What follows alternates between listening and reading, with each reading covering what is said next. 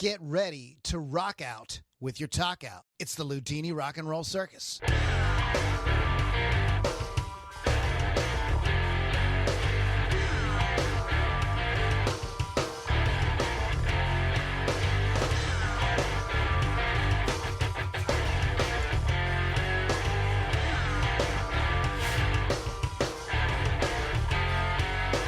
Boys and moms and dads and girls, welcome back. What about grandparents? And grandparents of all ages. Of all ages. Speaking of grandparents. Yes. A wonderful grandparent just passed away.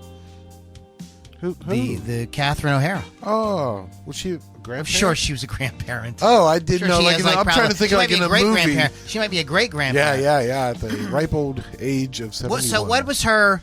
So anyways, Ludini Rock and Roll Circus. Oh, yeah. Hi, folks. RockRageRadio.com, Music412.com. Find us on Facebook at Lou Lombardi's Inner Guitar Circle. So, Catherine O'Hara. Yes. Can you talk Well, about because... What was her first movie? She was Saturday Night... No, not Saturday Night Live. Second City TV. Second City TV. That's where I fell in love with her. I was a big fan of SCTV. And then she went on to do a lot of movies. You know, she did the Beetlejuice. She did the Home Alone. She did, what was that, the Best in Show? Oh, that's right. Yes. It was funny because the Westminster Dog Show was actually on television today. Oh, was it really? Yeah. Oh, wow. Oh, yeah. But so I'm like, it's kind of sudden. Like, you know, you didn't hear anything about her being having a long illness or anything.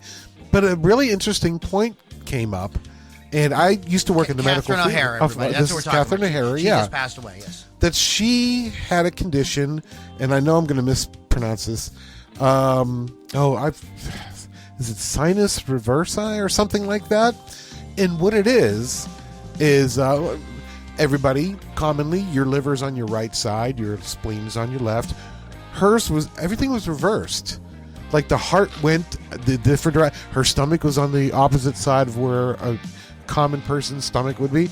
Now the thing is, I've seen this because I worked in the medical field. Right, yeah, yes. I worked in the medical field, and we did a liver spleen scan on a guy. And when I walked in, they had already started the test, and we could see the image on the screen. And I looked at my boss and I whispered, "Is there something wrong with our equipment?"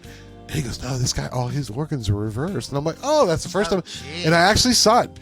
People live a normal life with it. It's no big deal. So I don't think that was involved in her passing. They said she had an illness, but it was such a shock. You know? She broke on the scene in 1980 for her movies. Uh-huh. She did get started on Second City. Yeah. Nothing Personal and Deadly Companion came out the same year. And then an interesting title that I might have seen this movie in the video store, but never watched it. Uh-huh. Rock and Rule. Did you ever see it? I have not seen that. She's in After Hours. Oh, wow. That's an intense movie.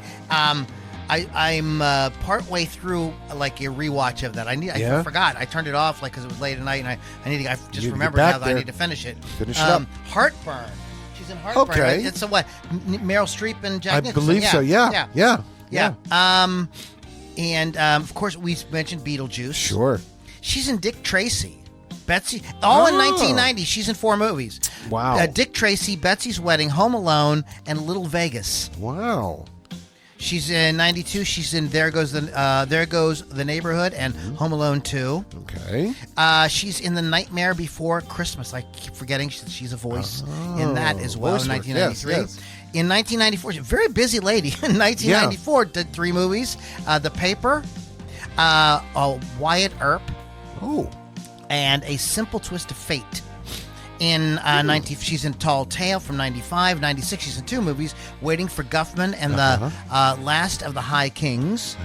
In 1997, I guess it was some sort of, I didn't see it, some sort of reboot or remake of Pippi Longstocking. Oh, okay. She's in that. It says voice. Maybe it's an animated film. I don't know much about it. 1998, Home Fries. Delicious. I had home fries for breakfast. Nice. I'm jealous. 1999, 2 movies. She's a busy lady. Doing 2 movies in 1 year. In 1 year? Yeah.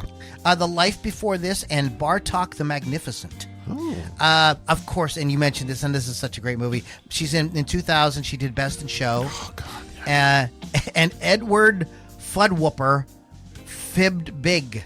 Oh my. It's a short film. She did I was a going to voice. say, 2001, she did Speaking of Sex. Speaking In of 2002, she did 2 movies, Orange County and Search for Deborah Winger. Oh, man. So she played herself, and that might be a documentary. That sounds intriguing. Yeah, she's in A Mighty Wind in 2003. Yes, I haven't seen that in a long time. She's in Surviving Christmas, so she returned to the Christmas thing in 2004. And she also did Lemony Snicket's, a series of unfortunate events. In 2005, she's in Game 6 and Chicken Little. In 2006, just you might want to just get settled in for this. Yeah. She's in Over the Hedge. She's in Monster House. Did you ever see Monster House? I have not seen that. that. That's great. It's it's one of those animated films that, like, anybody can just watch. You don't have to be a kid, you know. Brother Bear 2, which I don't know what that is. She's in Penelope. Oh. For your consideration, Barbie in the 12 Dancing Princesses. So that is 1, 2, 3, 4, 5, 6 films in 2006. So she wasn't done. She took a 3-year break though, and in 2009 returned with Away We Go, Where the Wild Things Are. That's great. I've not seen that one. Yeah, I really like that. In 2010, she's in Killers. 2011, A Monster in Paris. In 2012, she's in Frankenweenie. Well.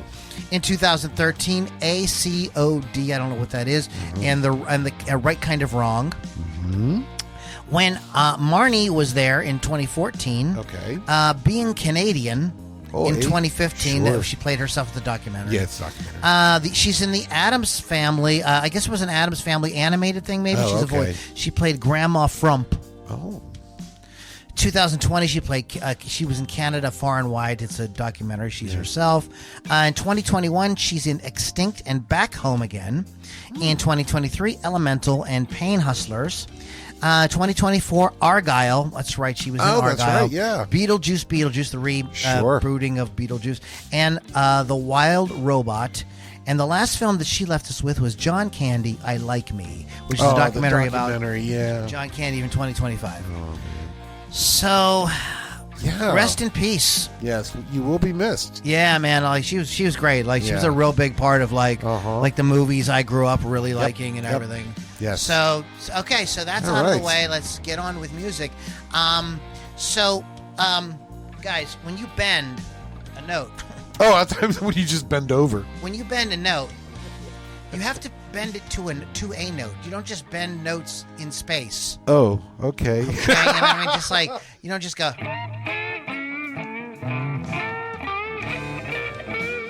So maybe I can do a little demonstration. Yeah, don't ever do that. Yeah, like, I mean, if you're intentionally doing something, like the guitar solo in Cover of the Rolling Stone. Oh, yeah, right. Yeah. So this is in D minor, so the saddest chord, by the way. Oh, but it's very sad. So there's your D note, right? Let's give it some gain. So you just... Now, if you want to bend to the D, go... Yeah.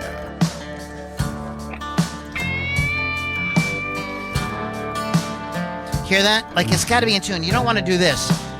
Here we go. No. Now, that's how, like, when you first learn to bend, right? Yeah, that's when you might do that. You might be going.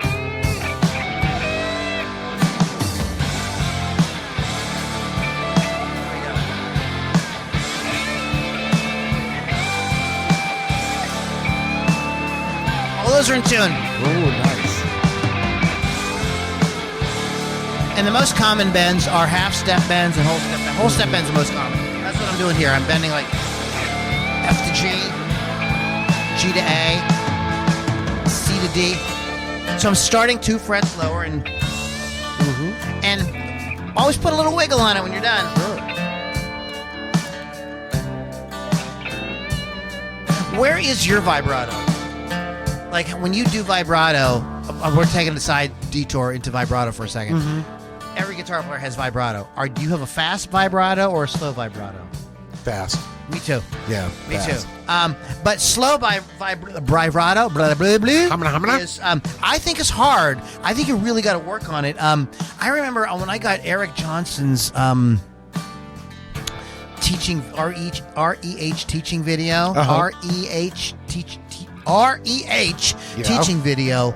I was so disappointed because he spent half the thing talking about vibrato. I was like, yawn.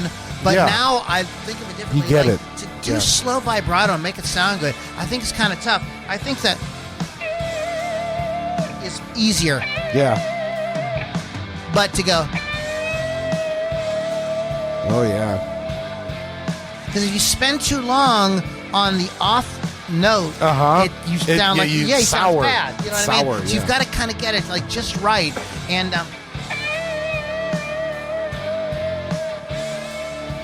so.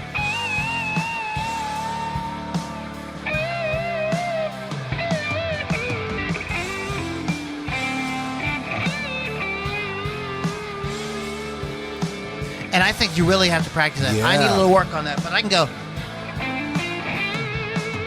Yeah.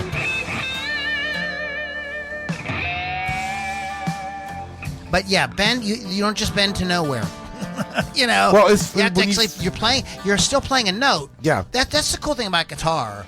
Like, you can't bend or hammer on and pull off or slide on the piano. I mean, you can slide. You can do those glitches. That sort of thing. But that's not really, you know. So that's what makes the guitar really expressive. Mm-hmm. And speaking of learning guitar, real quick, I ran across. I wish I would have saved. Maybe I did save it. I'll have to go look for it. But I ran across a video on TikTok of a woman who was probably 35. Okay. You know, Yes, sir. something like that. And she was saying, I decided, you know, I want to learn to play guitar. Okay.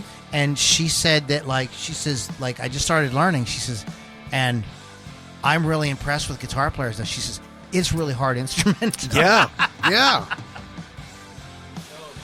So, anyways, but yeah, if you're bend in tune.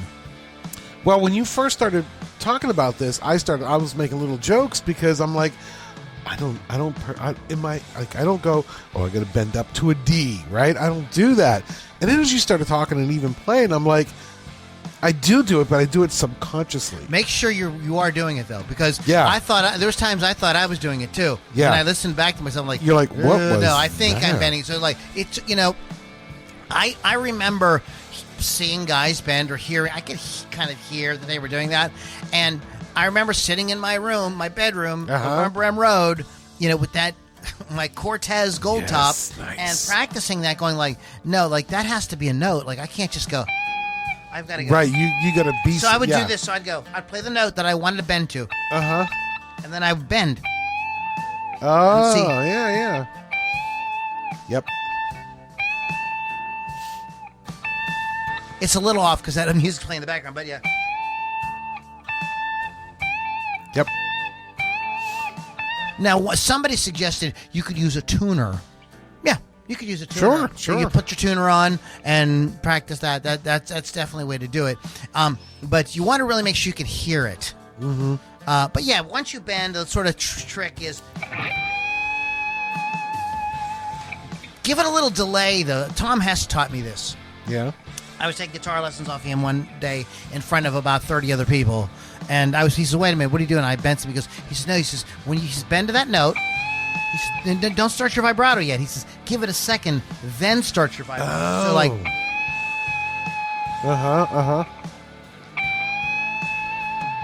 Nice. it's like more expressive. Yes. And what all instruments are trying to do is imitate the human voice. Mm-hmm. This is like a kind of idea that's taught like in a lot of music schools and colleges and stuff like that. That's where, you know, all these instruments kind of came from, is a sort of just trying to do what the human voice can do. Right. So you think you can slide your voice, right? People do that when they talk, when they, you know, sing and everything. You know what I mean? Slide. Yeah. So and they go they do vibrato. So like the guitar really allows you to be really, really expressive in that way. Is there some anything you want to jump in on? Or Well, it's been a while since I've been here. It's been a minute. And I've come across. I'm across. Everybody sing. So I came across a couple of stories. Thought that were pretty cool. Now I'm going to tell you one. You know Richard Marx, singer-songwriter. You know Richard Marx. Hey, Jens know Richard Marx then, right? It was a really kind of interesting way that he kind of got into the business. Now, he was a musician as a teenager, and he made his own little demo tapes and things like that. Demo tapes, those are cute. We're laughing because we did the same thing, right? Well, his best friend was a year older than him, went to college, and just so happened he had one of Richard Marx's demo tapes. And they're in the apartment one night, everybody's over, and he throws in Richard's demo tape, and people are like, wow. One guy in particular says, hey, man, I know... Sorry, dude. That's okay, that's fine. I want to make sure you're okay. I ain't giving you CPR again tonight. Tonight is going to be the first night in a week in which the temperature doesn't go down below 0. Yeah. So that's we're excited about that. We're excited about that. So continue. I want to know. But anyway, Richard Marx's best friend's buddy in college goes, "This is your friend from high school?" And he goes, "Yeah." He goes, "Dude, I know a guy." I know a guy. Yeah. I know a guy. Yeah. I grew up with a guy that is working with the Commodores. Oh, wow. Yeah, right? Now, Richard Marx loves the Commodores. That's the whole thing. And so he goes, let me send that tape to him and see if maybe... Because really, this guy's really good. He should... Something should happen with this Richard Marx fella. So Richard Marx's buddy calls him and he goes, hey, man, I know a guy who knows a guy that works for the Commodores. We're going to send your tape. Yeah. Paying another dude. So Richard Marx's like, yeah, okay. Whatever. Yeah, I know. Big deal, but right? it don't mean, what does his song say? It don't mean nothing until you sign it on the dotted line. Exactly. So whatever. 6 weeks later, Richard's at home. The phone rings. He's living with his parents. He's in high school. And picks up the phone and... Oh, Richard is still in high school. Yeah, he's still in high school. And he makes these little demo tapes, okay? So 6 weeks later, the phone rings in his house. He picks up the phone and a voice says... is this Richard Marx? This is Lionel Richie. No way! Richard's like, I'm being pranked here, right? Hang up. But but Richard really loved the Commodores. Real funny, Kevin. Click. I can see that happening. Never would have known had. Hey, Lou, this is Larry Norman. Yeah, Kevin. Yeah, okay, bye. Click. But Richard Marx, after a while, listening to this guy talking on the phone, he realizes it's Lionel Richie. Because he loves the Commodores. He's seen all kind of interviews with them, and he realized it was Lionel Richie. Lionel's like, look, man, I got your tape. Thought it was really good. He goes, sadly, there's nothing I can do for you right now because I'm leaving the Commodores and start working on my first solo album. He goes, but number one, you can't do anything in Chicago. You got to move to L.A. He goes, and if you come to L.A., he gave him his phone number, his personal phone number. He goes, Richard, you come to L.A., you give me a call. Right? Now Richard's on fire. He graduates high school and was planning on going to college, but he's like, no, you got to do that. You got to do that. No, you definitely have to. The lead singer from one of the hottest bands of the 70s, right, who calls you. Even your mom and dad got to go like, Rich, I think you should maybe follow up with this Lionel guy. That's exactly what happens. Now, Richard Marx's dad was in the jingle business in Chicago, writing jingles for. He's in the jingle. He's a little elf. He's a little elf, Lou. Not an elf. Oh, he's an angry elf. Angry elf. Call me elf one more time. So his dad supports him. So his dad and he. You're not the real Santa. They fly out to L.A. because his dad wants to get him settled out there. And while he's out there, Richard calls Lionel Richie. So in other words, Richard comes by his aptitude for tunes. Mm-hmm. Honestly. From his dad. Yeah, his dad wrote jingles, right? Jingles are some of the most melodic, tuneful pieces of music out there. Earworm. They got to be earworms, yep. Yeah. The honest dealer, how many different Bud Bear. Uh-huh. You know what I mean? I want to buy a car. Century 3, Chevrolet, Lebanon, Church Road, Pittsburgh. Where is Minutes it? from the mall. Minutes from the mall. Not anymore. But anyway, so Richard and his dad go out to L.A. Richard's getting settled, and he calls Lionel Richie. Lionel's like, oh, it's so cool. He goes, I'm in the studio right now recording my first, solo album. He goes, why don't you come down to the studio tomorrow? So Richard and his dad, the next day, go down to the studio. They're sitting in the control room. And let's see, hold on, let's see. Where is it? I got to get the right name. Oh, boy. So Lionel and a bunch of people are in the studio, and they're working on You Are. You are the sun. And they're working on that part, and it's just not working. Don't tell me Richard Marx, 18-year-old kid, jumps in and saves the day. You're going to tell me that, aren't you? Pretty much. Damn. So, Lionel, by the way, just not to sound like Cartman or Homer Simpson. Yeah. But I did have always liked Richard Marx. Oh, Since yeah, the me first too. day he came out with that song, Yeah. Don't Mean Nothing. I think it's a great song. Although the meaning of the line, it's so easy to get stuck in all that California snow, eluded me until very recently. I hadn't heard the song in a long time.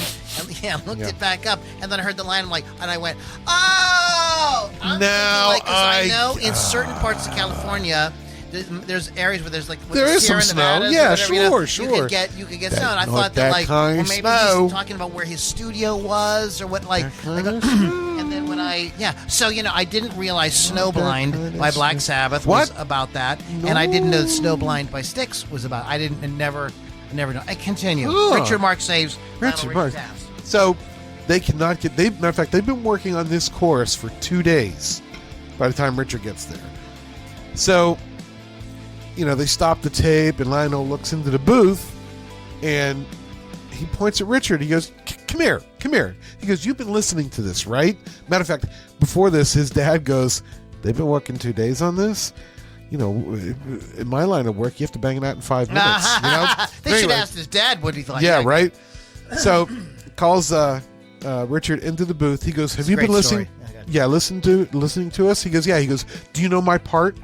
And Richard's like, yeah, I can sing your part. He goes, I'm going to go try some stuff in the booth. You sing my part, and I'm going to go monkey around. Start up the music. Richard comes in, sings with, I think it was another guy and a woman. And Richard sings.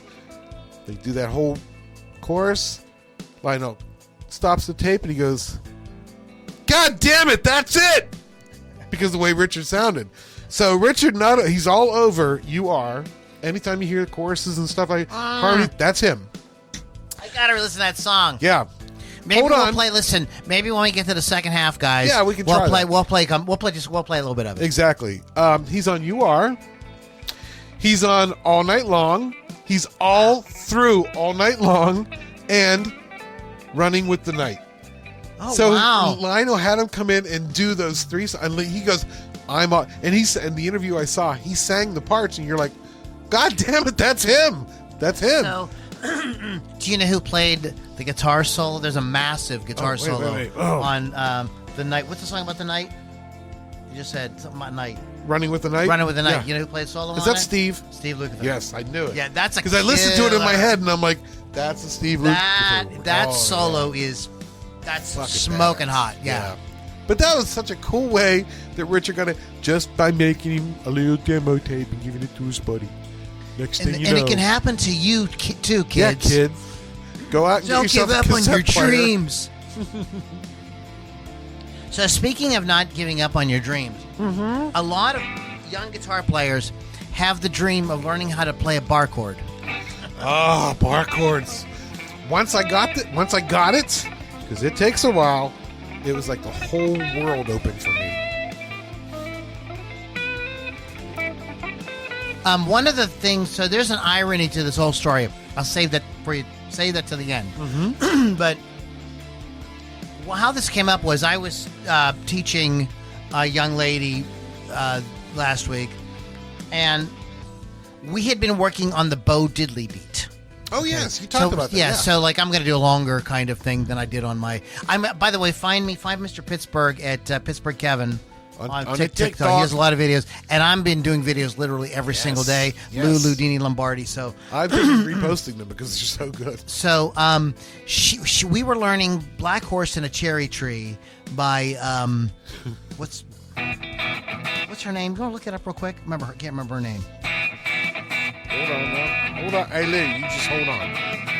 What is it, Black Horse? Black Horse and a Cherry Tree. Oh, for fuck's sake. Ooh, I'm out of tune. Oh, KT. KT Tungstall. Yes.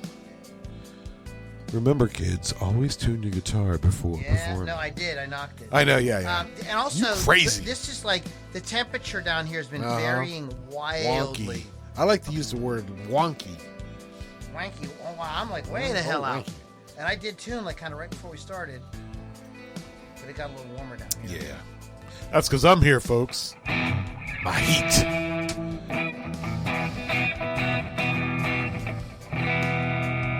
I gotta turn that up, pause that other music.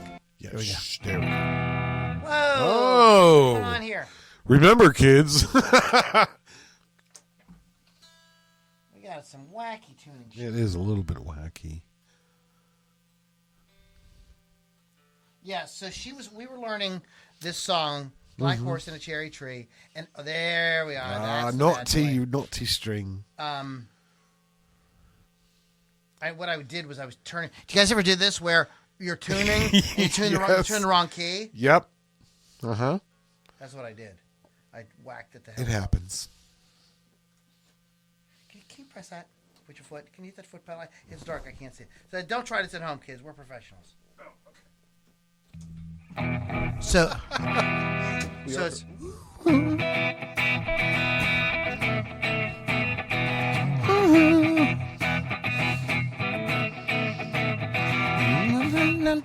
Right? And it has the Bo Diddley beat.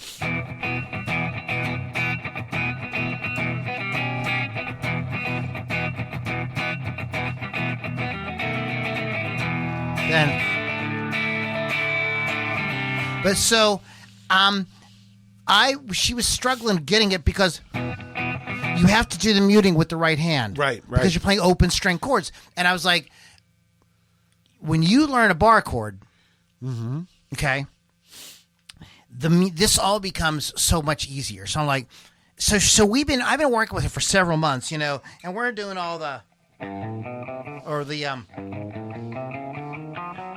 and I got her playing with a metronome, and her picking is nice, and everything. She's getting good. And now we're learning the major scale. We're getting into a little bit of like how stuff's put together, and so I was telling her about I'm like, it's just the Bo Diddley beat, but it's a bar chord, So 2 lessons ago, or a lesson ago or so, I was like, look, I says, you need to be able to play with a bar chord, and I went like that.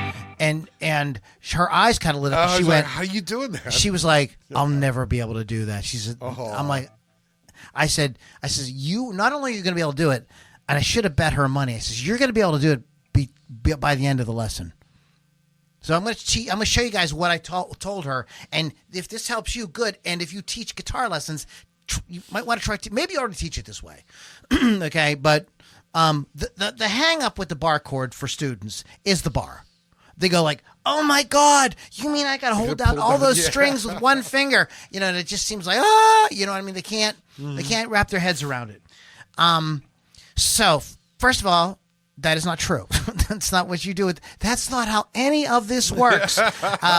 That's not really what you're doing. And those of you that do play guitar, you understand that. That's not what you're doing with the first finger at all. But we'll get to that in a second. So what I had her do is I had her build the chord with the non-fretted note, with the non-barred notes first. Okay. So for the G chord, it's the D, the G on the fourth, the D on the fifth string, the D on the fourth string, and the B on the third string. And I got her going like, right?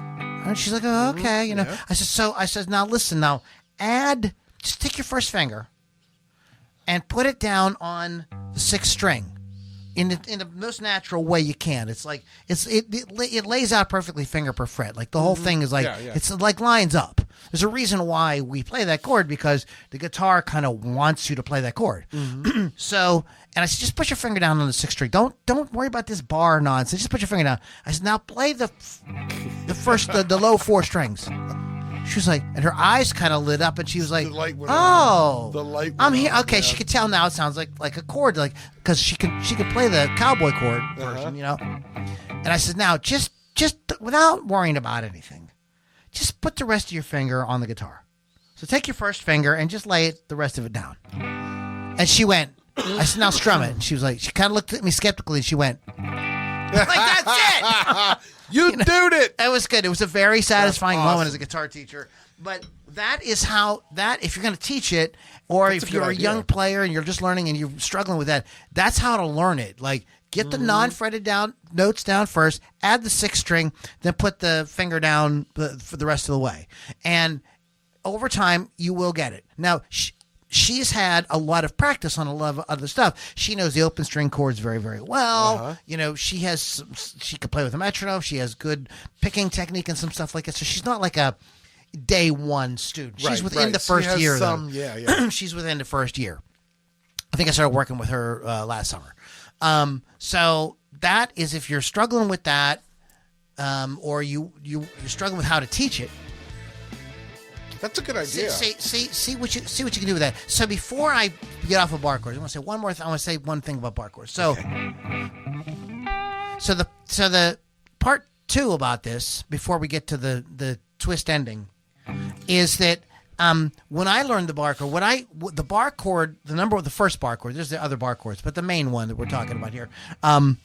Taught me the notes. So here's what I realized. I remember sitting in my room over on Brent Road with my gold top Cortez Les Paul copy. And I had sussed out that the notes on the guitar went E, F, F sharp, G, G sharp, A sharp, B, C, D sharp, C sharp, D sharp, E, F. Okay, I had sussed that out. I knew what sharps and flats were and all that because I had taken like 7-8 years of piano lessons. Okay. So I knew what that meant. Like, I was like, in my mind, I'm like, okay, white key, black key, white key, black key. You know, it was like, it's like I knew like how that worked. Okay, so I did that, and then I was like, oh, wait a minute, if I can figure out all the notes on the 6th string just by doing that, and the bar chord has the same note, has the same fret position on the 1st string, aren't they the same note? Oh yeah. So now I know all the notes on 2 strings. Yep. And then I realized that the note that's played with the pinky finger on the 4th string is the same root note. So like for a G chord, it's G, G, G. Oh, yeah. And I'm like, now I know all the notes on the 4th string too, because I know this chord. Mm-hmm. Okay? And so this was my gateway into learning the notes of the guitar, was this chord. And then I figured out the rest of it and put it together. And there's other million things we could talk about learning notes on the guitar. But I'm just saying, this is a kind of like, if you're going like, I'm kind of stuck, where should I start? Like, this might be a way to start. Piecing it together. Mm-hmm. Okay? Mm-hmm. And here's the twist ending. Okay. And this is so funny because somebody posted this question in one of the Facebook groups on guitar, like, I'm struggling with bar chords, and and a player probably like my age or maybe younger, like maybe a little bit older, said that like he'd been playing umpteen years and was like, he says, I probably haven't played a full bar chord. He said, I gig. He says, I probably haven't played a full bar chord, at a gig in probably a year and a half.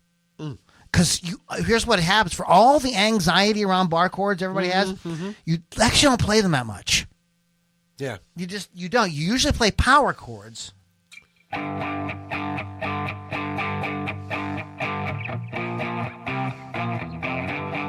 You don't go.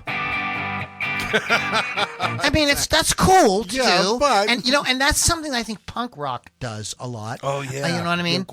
They do. They'll do that to get it really big. You know what I mean. But a lot of times you're playing much smaller voicings. Mm-hmm.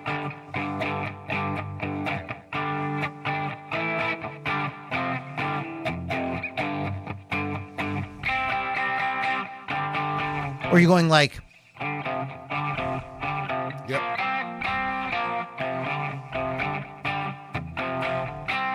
like even Smoke on the Water.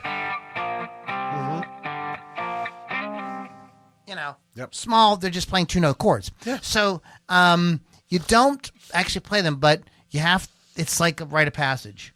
You got to learn them, and it's good because it helps you learn the neck, and they're not really as hard as you think. So yeah, my sort of bar chord expose there, if you will. So what else you got? So listen to this, Lou. Hey, Lou. Yins know me, right? I do know Yinses. I love Les Pauls. But do you know how a steel pedal guitar player from the 50s and 60s created my love for Les Pauls? Do you know that?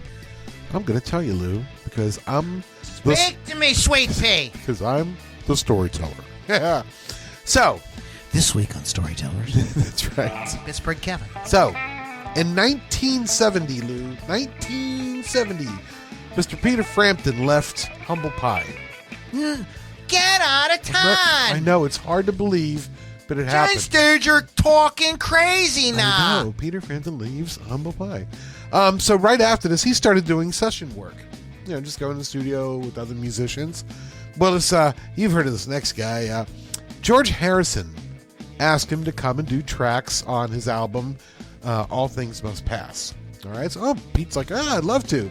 So during the recording, about 3 days into the recording, George asks a steel pedal guitarist named Pete Drake to come and lay down some tracks with him. Now, Pete was a Nashville steel pedal player. He worked with Bob Dylan, so he was pretty well known back in the day.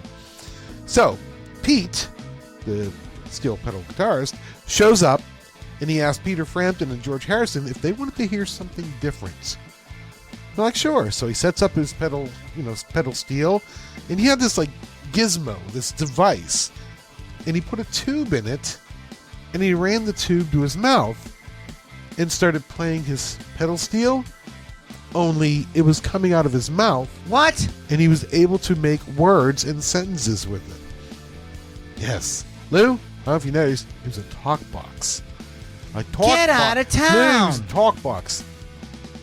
So Frampton and Harrison thought it was kind of funny because he's like talking with the music, the notes of the guitar and everything.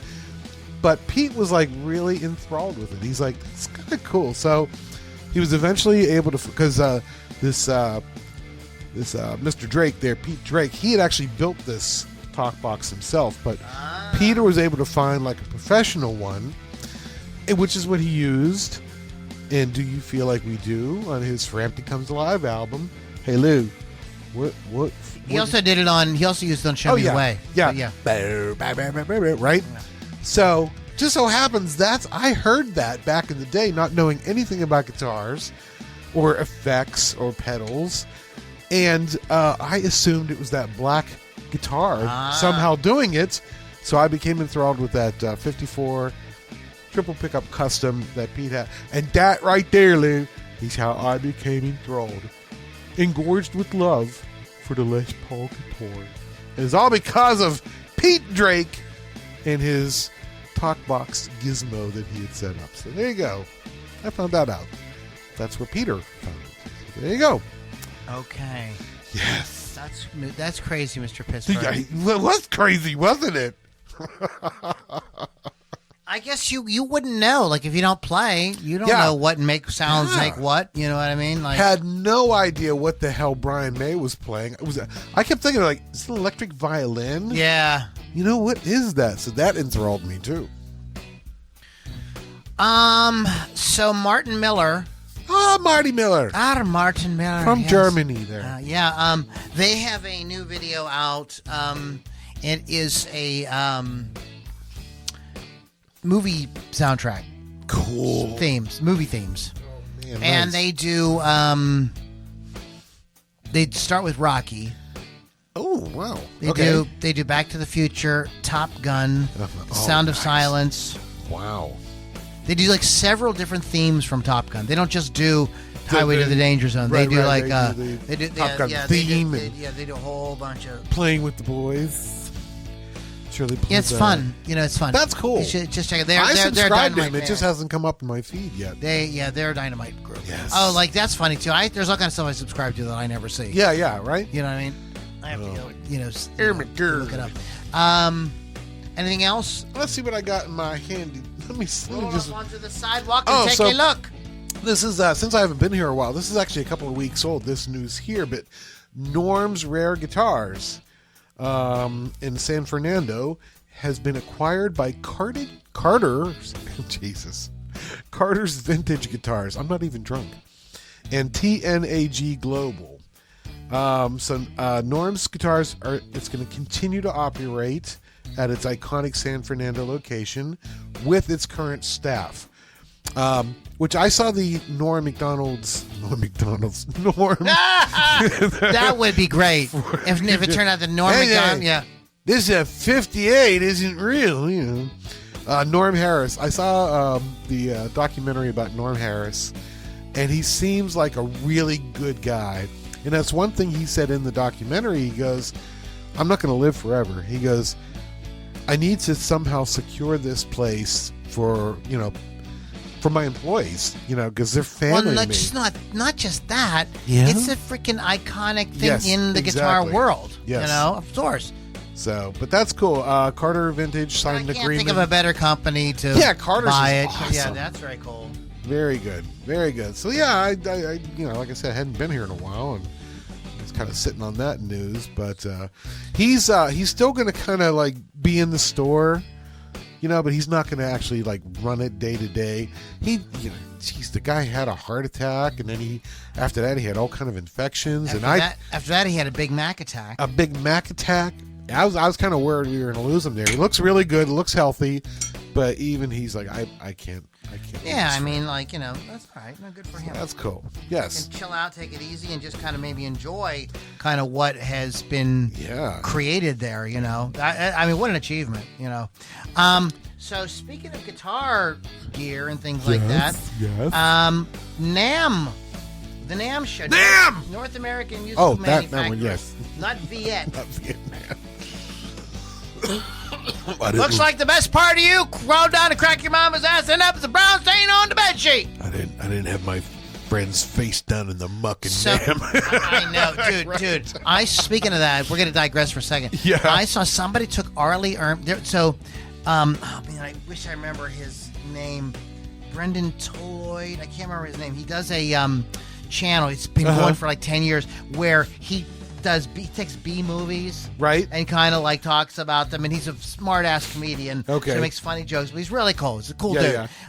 But he was talking about some movie, and Arlie Ermy was playing a submarine captain, and what he did for some of the scenes was he dubbed in some of the Full Metal but it didn't fit, and it was funny as hell.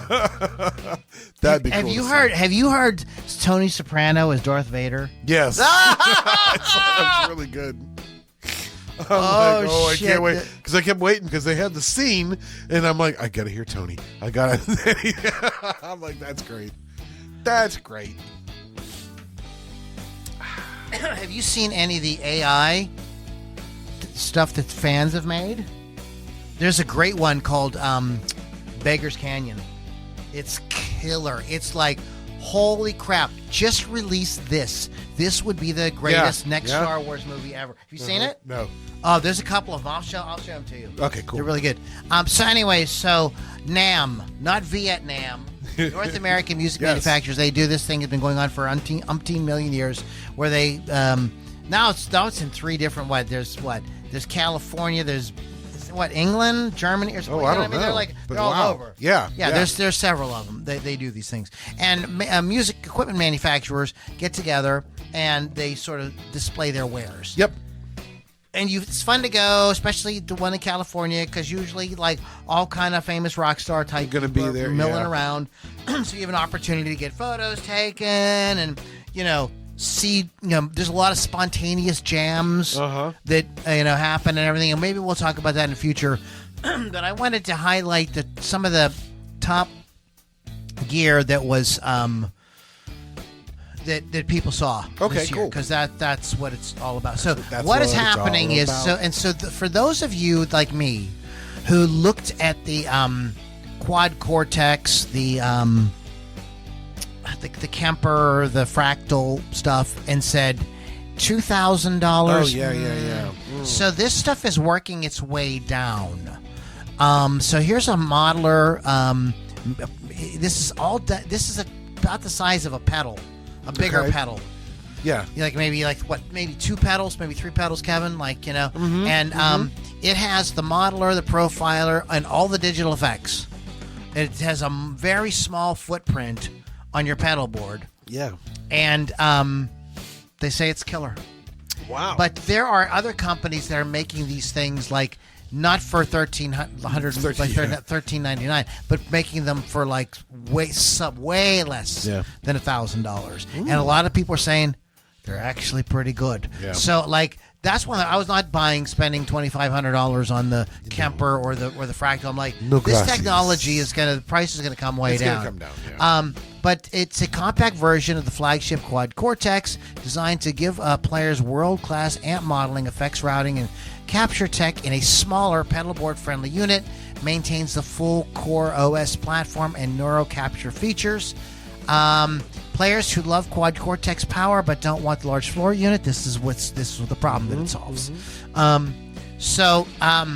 That is those of you that are doing that, you have to have the thing. I have a couple of really low budge modeler things. In fact, I'm using one right now through my Marshall. Ooh. I'm going to get into that in another. I could go on for 20 minutes. I'm not gonna do it. But I have a couple different ones, that are really inexpensive. That they don't do everything. They're by no means are powerful as these things, but they'll give you a couple of good sounds that you could use. You know. And so the other thing I want to talk about is the JBL Bandbox Solo and Trio. Oh. So check this thing out. This is insane. So what this does... Okay. This is an ultimate practice solution. Sure. Okay? But it is AI powered and will give you stem separation. So you could play a track through it and turn the guitar off. Oh, no way. Yes way. Oh, that's awesome. Yeah. So you used to have, when Rick Beato started doing these things where he would what makes a song great, and he would turn off different instruments. He would get, because he's in the business, he got access to the stems, so he could do that. But now you don't even need that. And the guy who pioneered this technology, just a side note, is Peter Jackson. Oh, really? Yes, because he did the Beatles. He did the Beatles movie. Okay. And he was the audio from that thing is it's not. It's like what you would get from somebody putting a tape recorder in the room. You know what I mean? This thing is too loud. That thing's not loud. You can't hear. Sometimes you get the vocals. Sometimes you can't. So they developed this tech. His team developed the technology to be able to do this with AI.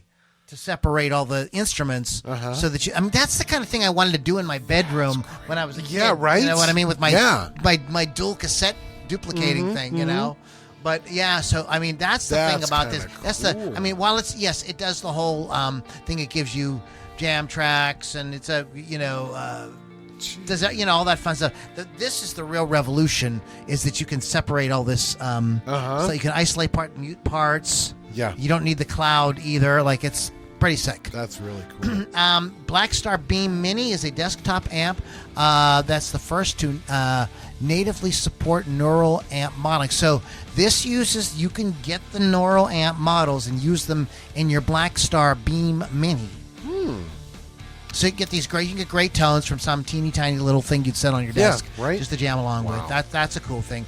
Okay, so I have been a fan and a champion of the guitarist Chris Buck for, 10 years at least, on my podcast. I've been talking about him all the time. We played some of his band. Yes. He's an amazing, very expressive guitar player. I've always said that, he has this. He doesn't play like Stevie Ray, but he has that type of energy, that type of expressiveness. He's a very expressive player. When you hear him you'll know. If you haven't heard him, go listen to him. You know exactly what I mean. He really knows how to. He's got a great feel. Mm-hmm. But he turned a lot of people on to the Yamaha Revstar guitar. And I got to be honest with you.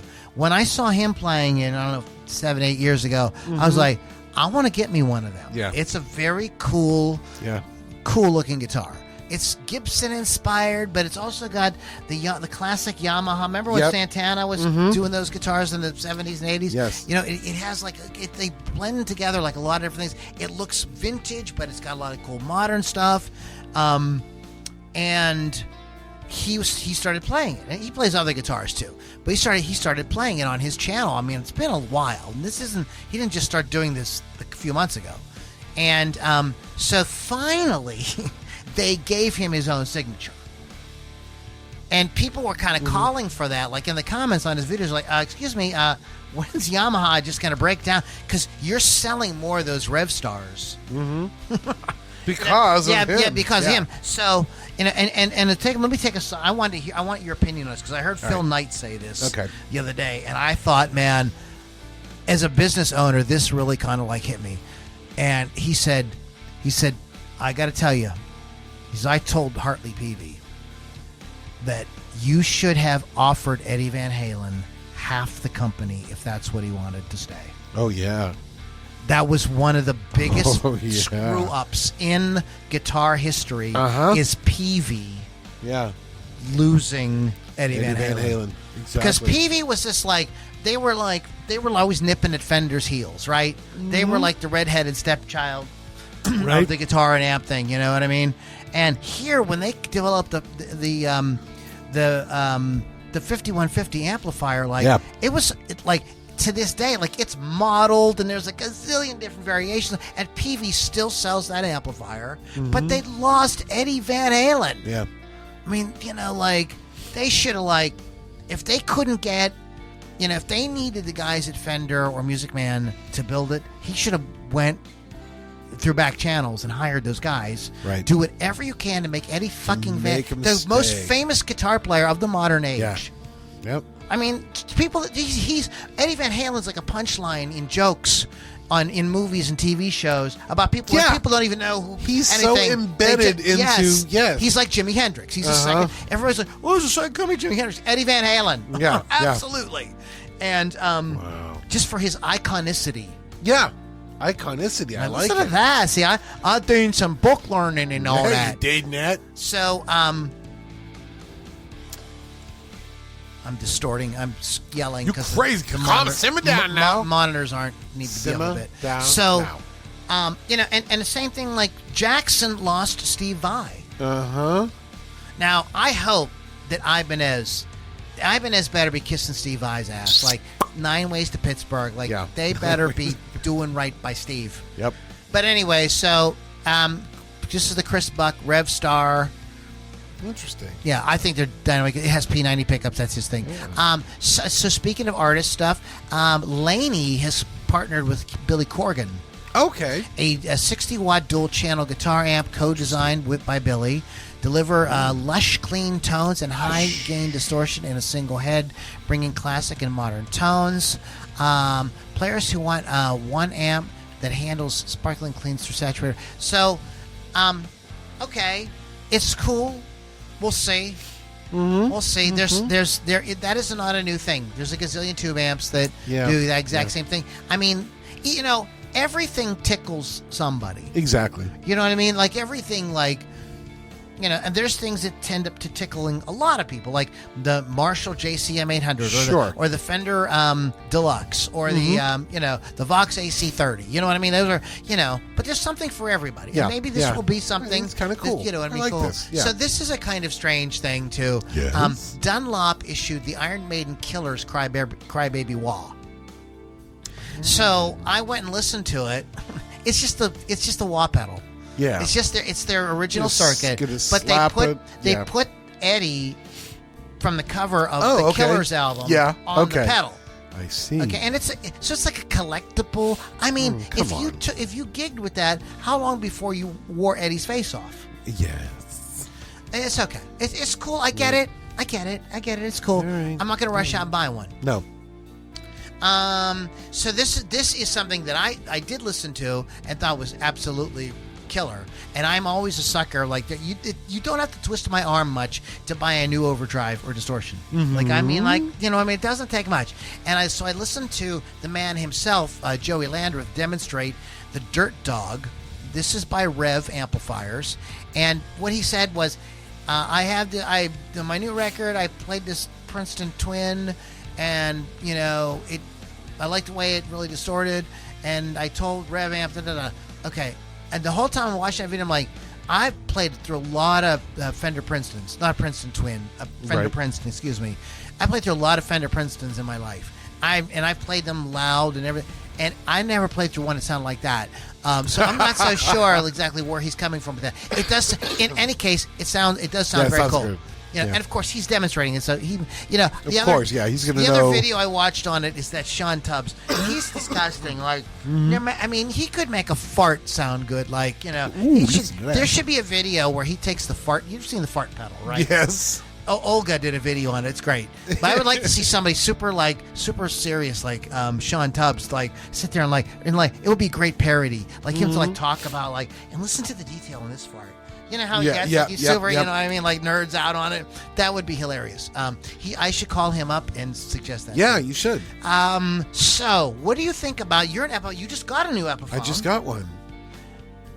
So what do you think about this inspired by Gibson Epiphone? They've gussied up the line. Yeah. And there's some new versions out and stuff like that.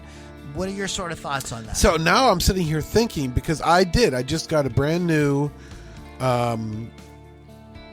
Epiphone Gold Top Les Paul. Now it has the old. Get out of time. There you are. We don't shit you about that, Kay. But it's got the old style headstock, but it was made August 2025, and that's after the inspired by Gibson stuff started coming out. So I'm wondering, is there two different lines? Yes. Oh. Yes. This line is like this line is like 25 to 30% more. Okay. That's so like if clicking in my the head. guitar you bought say it was brand new, was like $689. Right. This would probably be $989. Fuck that shit. No, I don't agree with it. I'm sorry. Well, I think number it's one, cool. I'm glad they're doing it. I understand. They're still at $1,000. Yeah. You get the whole Gibson thing for $1,000 and not $3,000. Yeah. So I think it's fine. I agree. We've talked about this before. I agree with you that they should have been doing this the whole time. Yeah. Just like Made in Mexico and Made in Japan Fenders. You know who's been after them to do it? God. Vic. Oh, really? Yeah, and Vic Dupre sold a lot of Les Pauls. Oh, yeah. For that. I mean, not just through his store. Yeah. Just he writes Les Paul books. Yes, he does. I mean, he hangs out with Keith Richards. His Keith Richards and Brad Whitford's personal cell phone. Oh, but Rick Nielsen, Cheap Trick. Yeah. Got a guitar. Oh, yeah, he knows his stuff there. But he told me to my face one day. He says, I've been bugging them for years, Lou. Just put the Gibson headstock on it. Right. Well, they finally. They did, and they realized they could charge more money. Yeah, that's the only thing.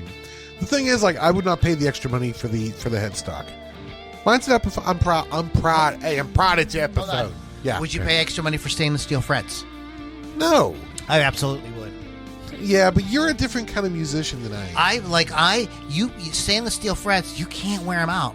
Oh. Nobody's gonna wear them out. You're never gonna wear them out. They're done. They're they never wear out. Yeah. And you get the Gibson wiring, which is different than the Epiphone wiring. Yes, if you were to play, if you listen to how the tone and the volume controls. I studied this because I want to rewire my guitars to what they call the 50s wiring. Okay.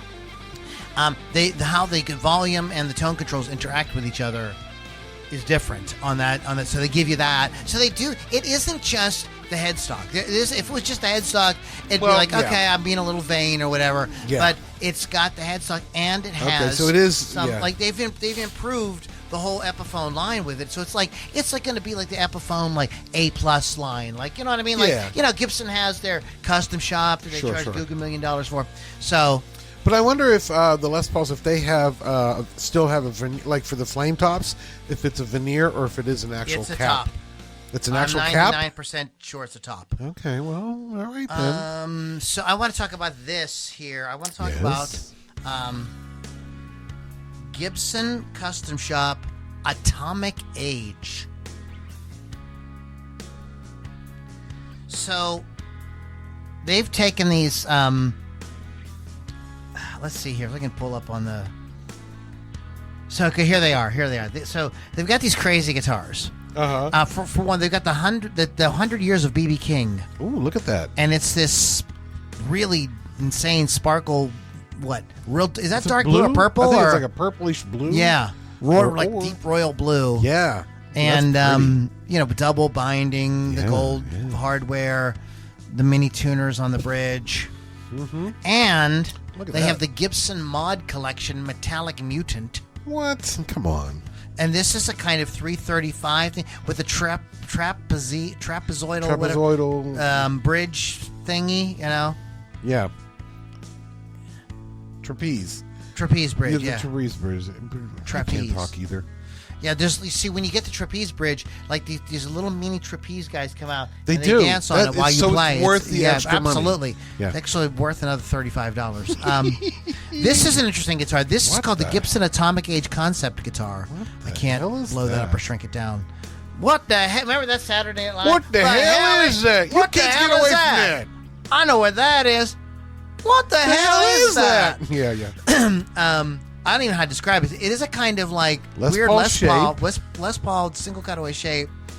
It reminds me of something like the Marauder, or that kind of thing. Was it the L5? Yeah, and then there's a strange cutout where the bridge and it's got strings through the body. Like it's crazy. Somebody was drinking on the assembly line again. So of course they do lead that with a great finish. They do the double neck, the Gibson Mod Collection Ripped and Torn. So Ripped and torn. So they do something with the finish where like there's a sparkle crackle red on top, and then like the same thing on the bottom, but it's blue, and it looks like it was torn. It's cool. So this is called the Gibson Mod Collection Cosmic Stew. So this is like all kind of planets and stars on a All right. Look at this SG. So this is an SG. It's got like a kind of a tremolo on it. They're calling it the full flame. It is not a flame top, but it has like flames like carved into it or something. Yeah. You know what I'm saying? Interesting. Even the rings are like wood with. Yeah, that's neat. This is that weird thing. The Theodore, the Gibson custom quilted and contoured Theodore. It's a weird ass guitar. It's very strange looking. It looks like something you would have bought like at Sears in in 78. Yep. Here's a crazy Les Paul, the Gibson Mod Collection Time Machine Les Paul. Time Machine. Holy string. Sparkle base coat, bright floral pattern. I'm not stock. Oh. So it's the way this is the sparkle on this is supposed to remind you of Doc Brown and the flux capacitor. I don't know. Please. So this is an Epiphone. This is an Explorer with a crazy pick guard on it. This is called custom Western floral Western floral Explorer. Intricate relief carving. So this has that's all carved in there. Oh, interesting. Oh, wow. Yeah, it's got some beautiful carving on the top. Here's another Les Paul with carving. This when I first saw this, I thought of Waylon Jennings' Telecaster. This is called the Gibson Custom Foley, just like an what do you call that? Like a seafoam green aqua kind of color, and it's got this beautiful ornate carving on the top. It's neat, black with that aqua blue turquoise. That's it. And then look, the sides are different. They're like mahogany or something carved. Yeah. I mean, these guitars are probably all $50,000 a piece. I mean, they're crazy. That's ludicrous. Ludicrous. And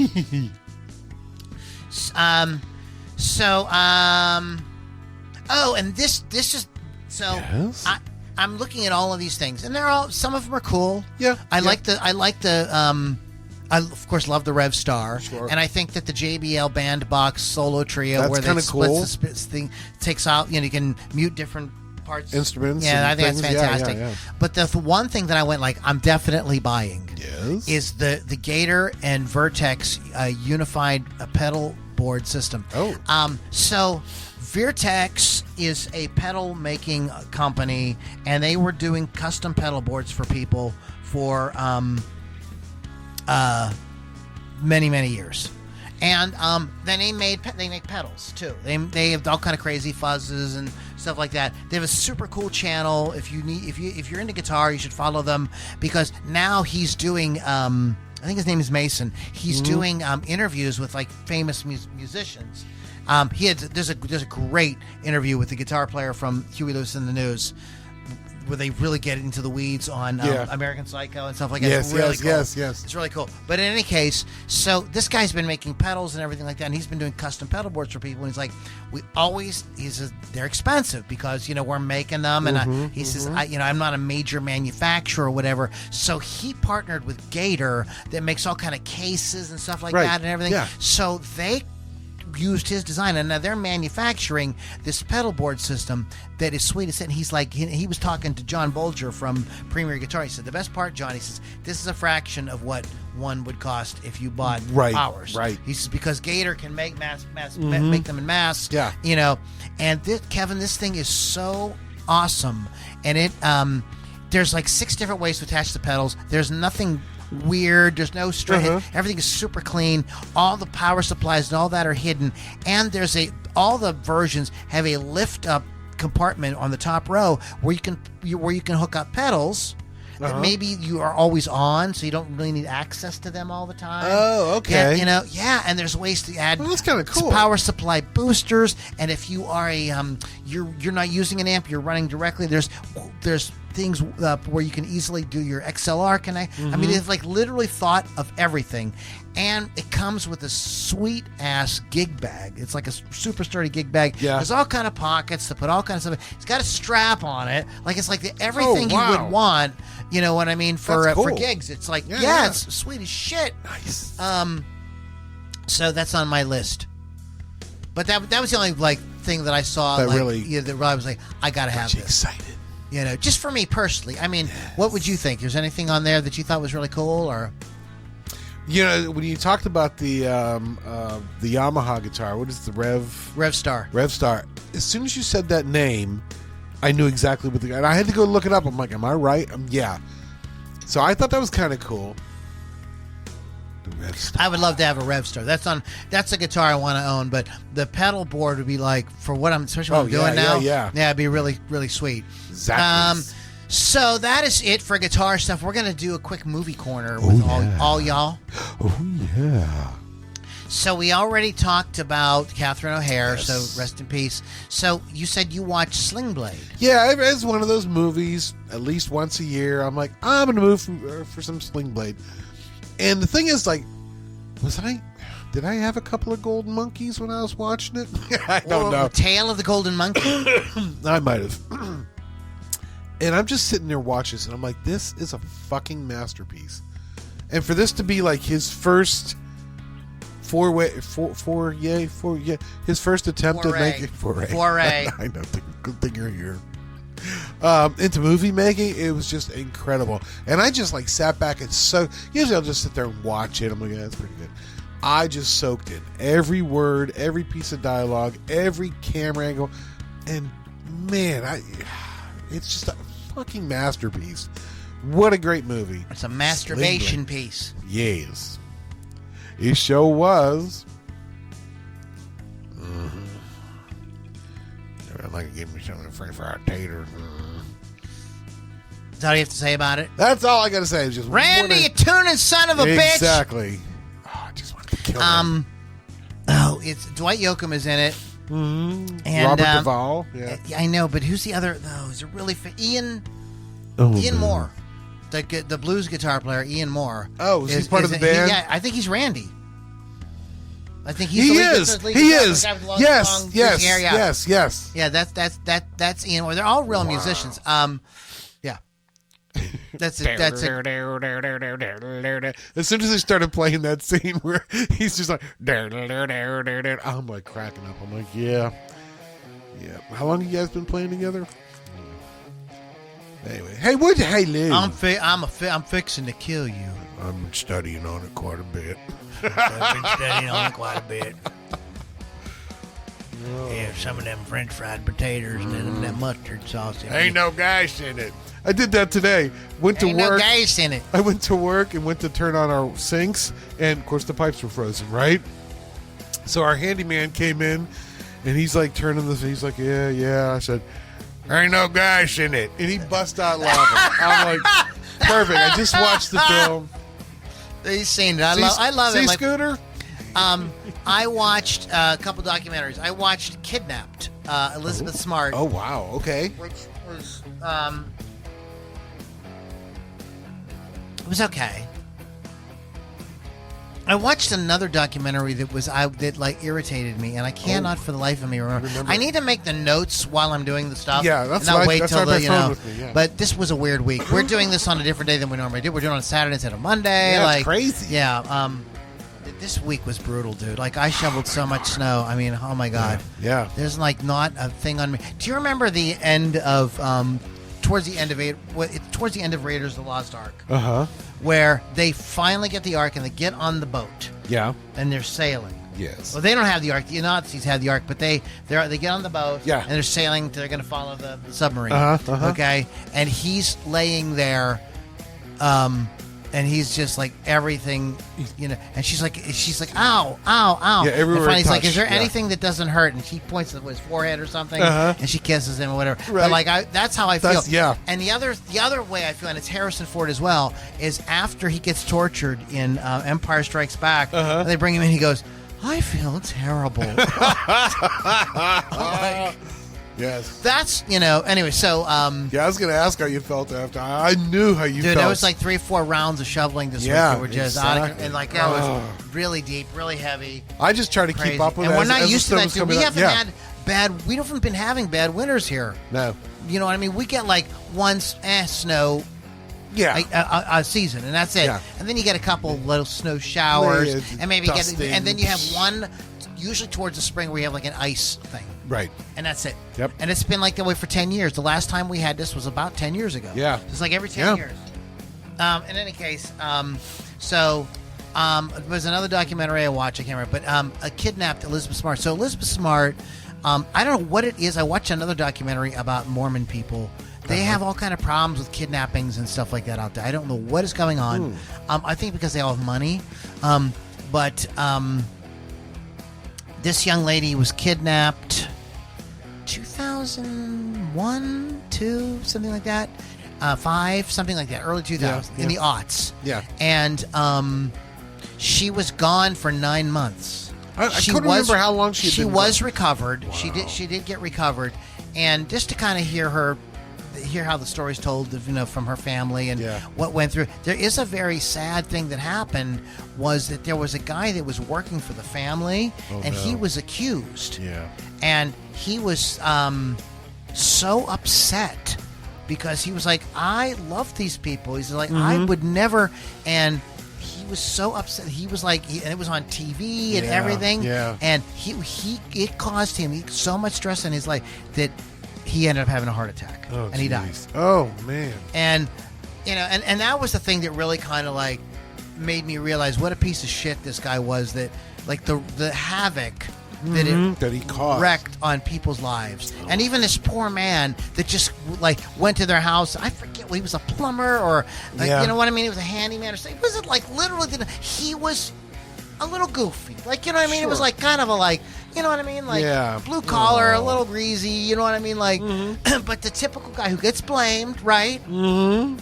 And, but it turned out that it was a guy who was a total failure at trying to start his own cult. This guy was trying to start his own cult. And, like, he couldn't get it together. Nobody else. Yeah. It was him and another woman. And then they kidnapped Elizabeth Smart. Yeah. So like, when you got to start kidnapping people to start your your cult, congregation, you know what I mean? Like, you know what I mean? Like, it's time to take a different approach. Yeah. But it was, I believe he was a guy who was really just interested in sex. Yeah. And not really interested in any kind of religious. Yeah. endeavors. I mean, I think it was a kind of a front just to try to get, and there was a number of times where she was almost found And like at the last second, things went stupid. But one of the things that I thought was one of the things that I did think was great about it was the family defied the police. The sister one day, this young girl, God bless her, she would not. Every day she would sit and think because she heard the killer come into the room and she heard him talk. Yeah.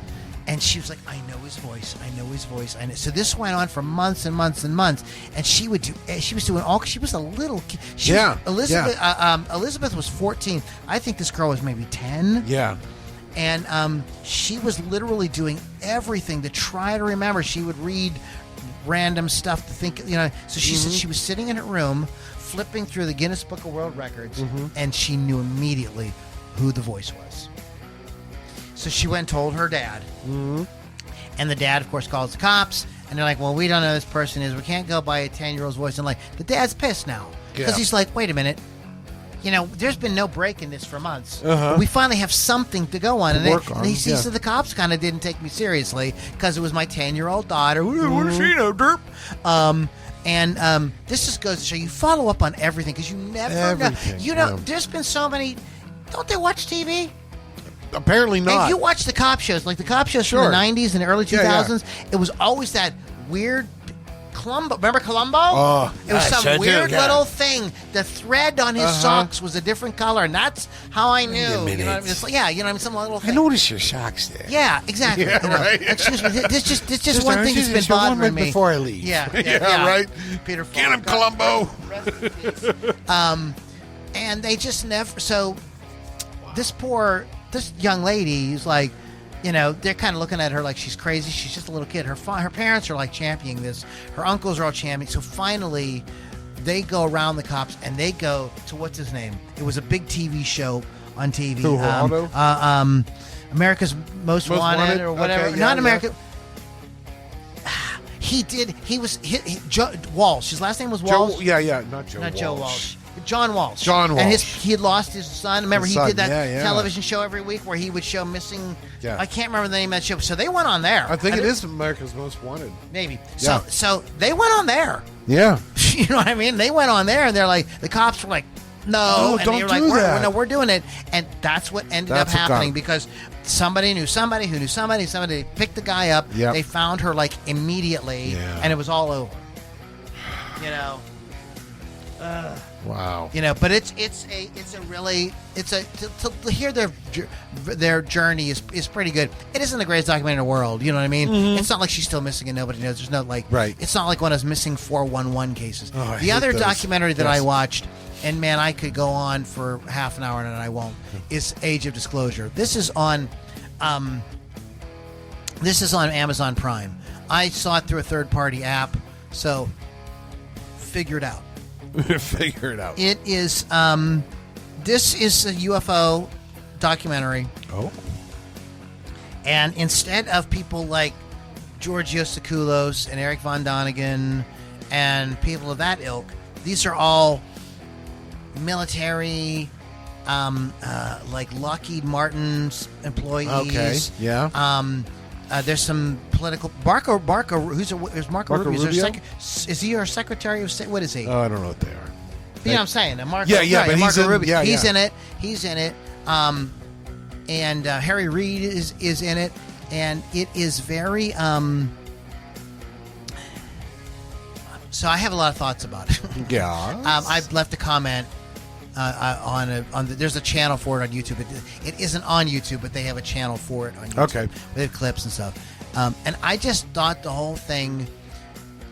I thought a few things. First of all, some of the people on there are obviously plants. Okay. They are putting forth disinformation. Yeah. There's other people on there who are saying things. His name's Hal Puthoff. He's a scientist. He worked for Lockheed Martin. I saw him on Rogan, and he is saying things that you go like, he's saying things hypothetically in such a way that you go like, he knows exactly what's going on. Yeah. You know what I mean? He's saying it's hypothetical. You know what I mean? There's a lot of that. I felt like too, like some of these people, like what's his name, Richard Mellon. He's one of the Mellon sons. And like I kind of felt like he was trying to. I just felt like there was a lot of disinformation in it. Like I didn't trust it. Okay. You know, I felt like they all kind of know exactly what's going on.